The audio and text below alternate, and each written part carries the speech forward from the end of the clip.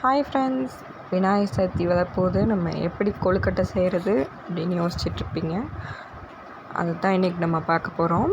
நல்லா சாஃப்டான கொழுக்கட்டை எப்படி செய்கிறதுன்னு பார்க்கலாம் வாங்க. ஃபஸ்ட்டு கடாயில் நெய் இல்லைன்னா தேங்காய் எண்ணெய் ஊற்றி அரை மூடி தேங்காய் துருவல் சேர்த்திக்கலாம். நான் தேங்காய் எண்ணெய் 2 ஸ்பூன் ஊற்றிருக்கேன்.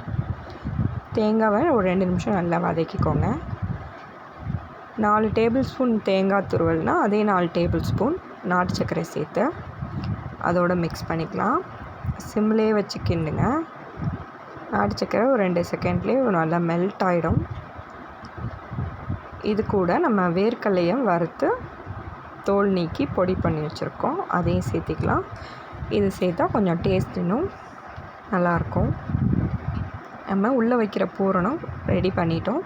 இப்போ கொழுக்கட்டைக்கான மாவு ரெடி பண்ணிக்கலாம்.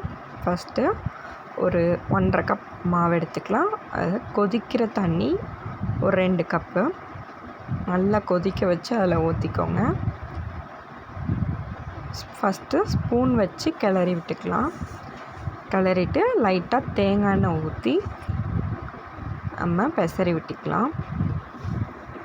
பாருங்கள், இப்போ உருண்டையை உருட்டி இந்த மாதிரி தட்டையாக தட்டி இதுக்கு நடுவில் நம்ம செஞ்சு வச்ச பூரணம் வச்சு அழகாக மடித்து வச்சுட்டா கொழுக்கட்டை ரெடி.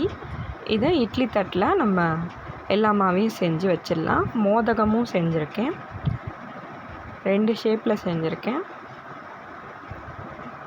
இதை நம்ம இட்லி பானை தண்ணி காஞ்சோடனே எடுத்து உள்ளே வச்சிடலாம். இது ஒரு தண்ணி நல்லா காயவும் வச்சோம்னா நல்லா சீக்கிரம் வெந்துடும். 10லேருந்து 12 நிமிஷம் போதும். மூடி போட்டு ஒரு 10 நிமிஷம் வேக வச்சுக்கலாம். நல்லா வெந்துருச்சு. இப்போ எடுத்து பார்க்கலாம். சுவையான கொழுக்கட்டை ரெடி. இந்த விநாயகர் சதுர்த்திக்கு கண்டிப்பாக செஞ்சு விநாயகருக்கு பிரசாதமாக கொடுங்க. வீடியோ பிடிச்சிருந்தா லைக் பண்ணுங்கள், ஷேர் பண்ணுங்கள், சப்ஸ்கிரைப் பண்ணுங்கள். பாய்.